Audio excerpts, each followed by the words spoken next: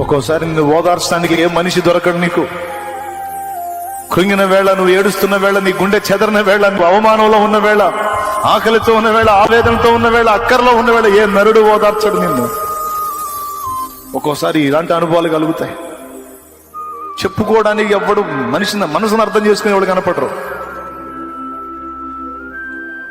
ఈ మనిషి నన్ను అర్థం చేసుకుంటాడని మాట్లాడితే వారు గాయపరుస్తుంటాడు. ఈ మనిషిని మనం నమ్మొచ్చు, ఈ మనిషిని డిపెండ్ అయితే మనల్ని కొంచెం ఆదరిస్తారంటే వాళ్ళు గుచ్చుతానే ఉంటారు.